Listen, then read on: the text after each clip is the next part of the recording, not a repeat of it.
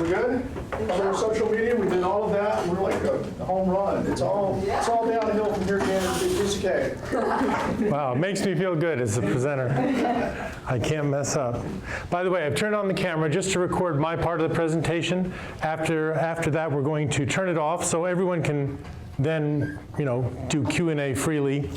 All right, so this presentation is The Future of Peace. I'm really glad that as a group we came up with this title, but I found a lot of interesting material and I've collected it onto an outline in front of you. Lots of space to write on it, so please do add your notes, take it home, and so forth. I'm starting with a quote by Einstein, who said, "Peace is not merely the absence of war, but the presence of justice, law, and order."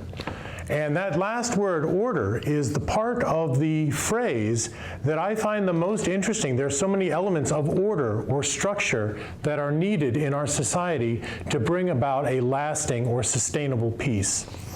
A lot of people today, they will just say the words sustainable or resilience. Those are like the key words that a lot of groups use nowadays.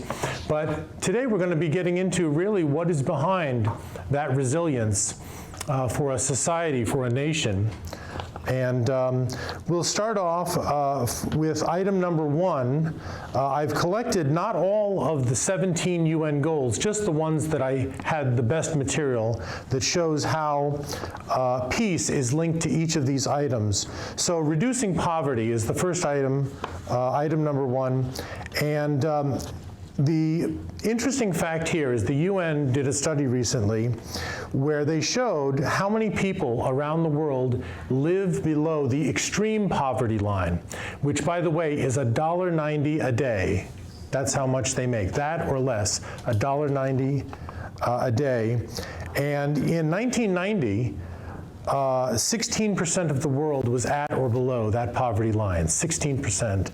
It improved by 2015, it became 10%, and now it's about 9%. And it's still slowly reducing, which is a good thing, because we want fewer people under that extreme poverty line. By the time 2030 comes along, they're hoping to get it down to 6%. And I think that's quite a steep goal for the UN. They have a lot of great ideas, but it would take a lot of people working together with them to achieve that. Much of the progress that has happened so far has happened in Eastern Asia, that is China, Mongolia, Japan, North and South Korea. Many people were under the poverty line before, and they're getting better now. And the reason why this is linked to peace, I'm always going to try to keep this on the subject of peace, is that extreme poverty leads to political upheaval. And also, when there is conflict going on in a certain region or country, extreme poverty can be used as a weapon to keep the conflict going the way the government wants or whatever. So that's an unfortunate linkage between peace and poverty. Now, going next to item number 2, reducing hunger. Keep in mind that this is now the topic of having enough food. It's not just poverty, it's now hunger. The UN, their Food and Agricultural Organization, did a study on this in 2019. That was just last year. And they found that most of the extreme hunger that's going on in the world is happening in 8 different zones around the world. 8. And I'm not going to list them all, but one of them, just as an example, is the country of Yemen, which is, I think, just below Saudi Arabia. They had a 3-year war going on there, which created great hunger. And the reverse of that is that not just was hunger caused by lack of peace, but also the hunger resulted in more violence. So this is like a terrible cycle. Which, sometimes, if some of you know about psychology, sometimes we have those bad cycles going on just in our mind. One bad thing leads to the next. Well, it also happens around our globe. Item number 3, health and well-being. Now, after a disaster, the health and well-being of the population is something that is at risk. It could be a hurricane, a tsunami, earthquake, whatever. Again, some UN figures that go with this are very dramatic. In a high-income country like the US, the loss of life after a disaster, they came up with some average of 18 people per million. Now, I don't know how they factored all that in, because there's so many types of disasters, unfortunately. But in comparison to that, the important thing to realize, in a low-income country, the losses are 130 per million.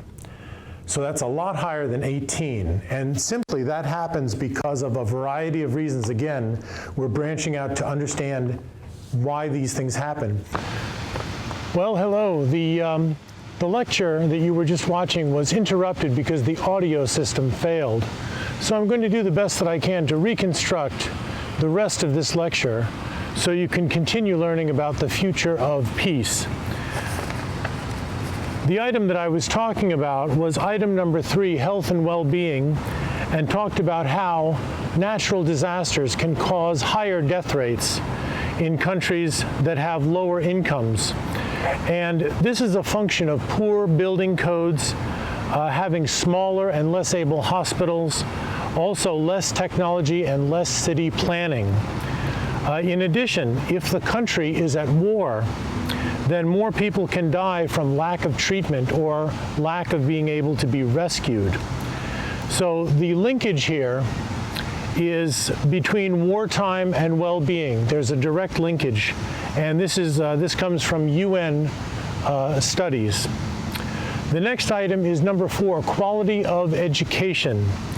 As of 2015, about 55% of the world's children lack proficiency in reading and mathematics. That's estimated at 617 million children worldwide.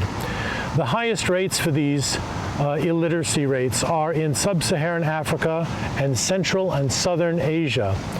Now, when education is poor, this prevents children from rising out of poverty and making better lives for their families. And also, poor education prevents their country from participating in the global economy and earning their share of resources. In a 2016 report, 750 million adults around the globe were illiterate, and 2/3 of those were women. In those countries, the good news is that children have higher literacy rates because children have access to school programs. So that can also, you can read more about that in UN reports from 2019. The 5th item for the future of peace is having affordable energy. When you go home at night and you think about dinner, you might expect that your meal is cooked with clean and safe fuel. Now, what do I mean by that? Well, in 2017, the world population was 7.5 billion people, and 61% of them cooked with clean and safe fuels. Clean and safe fuels are defined as having electricity, gas, solar, or biomass stoves. But the others who do not have this clean and safe fuels, they had to cook with solid fuels, such as wood, coal, and, are you ready for this? Animal waste. These are unsafe fuels because not only the contamination risk, but because they cause air pollution in the homes of many people. And although the availability of clean and safe fuels is rising, but still there is an increase. This increase is very small. So there are many unsafe fuels out there. In summary, we need clean and safe cooking fuels that are still in great shortages due to war zones and post-conflict zones around the world. Number 6 is sustainable communities. Now, the word sustainable is used a lot today, but here's how to understand it on a global scale. Elizabeth Cousins, who's a deputy chief of the UN Foundation, says that conflict halts development of societies. High levels of violence prevent societies and economies from growing. That is, from having poor infrastructure and they could use simple unity. Conflicts around the world also drive 80% of all humanitarian work. A projection for 2030 shows that half of the world's extreme poor will still live in conflict areas. Number 7 is climate action. How does climate change affect peace and stability? Well, it's a complex chain of actions or factors. Climate problems put pressure on resources like energy, which can create social tension and political tension. And in turn, this can lead to violence, wars between countries, and civil wars.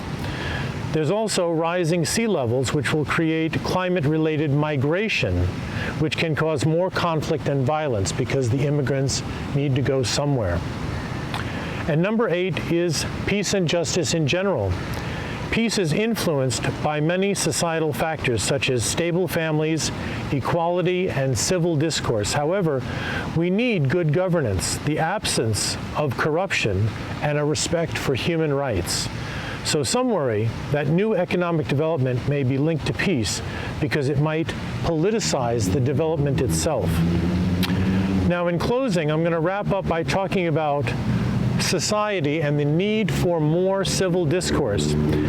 It's easy to blame technology or politics on the problems of peace today. We can point to technology or politics and talk about our disconnectedness, our divisiveness, our polarization, or information silos. But technology is really a neutral. It has good and bad aspects, and that is we can make ourselves more connected or disconnected with it. Our goal should therefore be to increase dialogue in classrooms and in social groups and online with social media and YouTube. If we can limit our distraction online and stop bullying others, then we can change people's thinking. That is, to treat each other better and stop spreading rumors. Now, this is difficult to achieve because much of the society is moving in one direction. But if we can improve our mindfulness, both in person and online, and perhaps work some interfaith initiatives to bring people together, then we can also find more unity in society and also affect young adults. That's very important. So in conclusion, I leave you with the words of Mahatma Gandhi, who said, "Outward peace is useless without inner peace." So I hope you've enjoyed this lecture on the future of peace. If you have comments, please send me a comment or post something to this video or article online. And thanks for watching.